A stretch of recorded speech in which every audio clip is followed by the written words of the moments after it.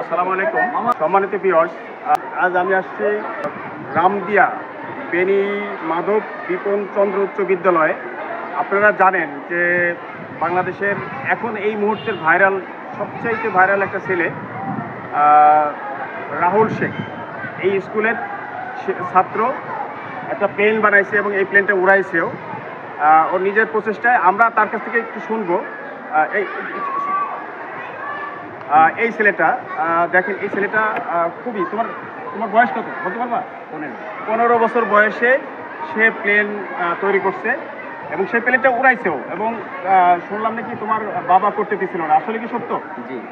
ওর বাবা কিন্তু করতে দিছিল না, কিন্তু অদম্য মেধা থাকলে, মনের ইচ্ছা থাকলে সে কিন্তু প্লেন বানাতে পারবে। আমি চাচ্ছি যে আপনারা ওকে উৎসাহ সাহস দিবেন। আর এই স্কুলের যার মাধ্যম দিয়ে, যার হাত ধরে এই ছাত্ররা অত ভালোবাসে, প্রধান শিক্ষক স্যার আলিমুজ্জামান স্যার আছেন এখানে। আলিমুজ্জামান স্যার একটু আসেন, আমরা স্যারের কাছ থেকে শুনবো যে ওর কৃতিত্বের ব্যাপারটা স্যার একটু যদি বলতেন আমার দর্শকদের মাঝে। আসসালামু আলাইকুম, আমি মোহাম্মদ আলিমউদ্দিন শেখ, প্রধান শিক্ষক রামদিয়া বেনি মাধব বিপন চন্দ্র উচ্চ বিদ্যালয়, বালিয়াকান্দি, রাজবাড়ী। আমার পাশে দাঁড়িয়ে আছে আমার স্কুলের নবম শ্রেণীর শিক্ষার্থী রাহুল শেখ। সে অনেক দিনের তার স্বপ্ন যে সে একটা প্লেন বানাবে এবং আকাশে উড়াবে।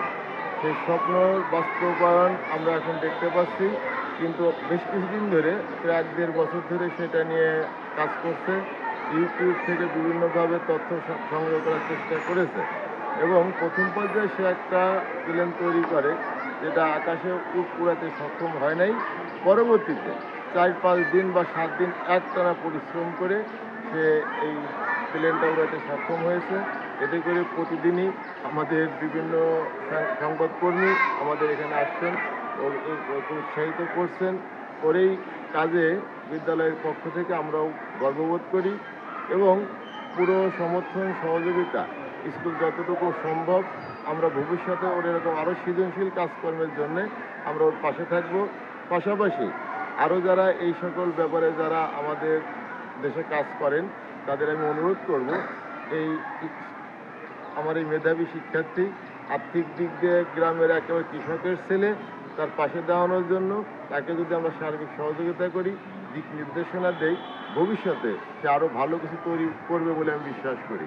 আমি একটু বলবো, বাংলাদেশ সরকার আমাদের যে নোবেল প্রাইজ পাইছেন এখন আমাদের গভর্নমেন্টের প্রধান ডক্টর ইউনূস স্যারকে বলবো, আমাদের এই ভিডিওটা হয়তো ওনার পর্যন্ত পৌঁছবে কিনা জানি না, তবে যারা দেখবেন সরকারের যদি সহযোগিতা থাকে, পৃষ্ঠপোষকতা যদি থাকে, ও আমাদের দেশের গর্ব।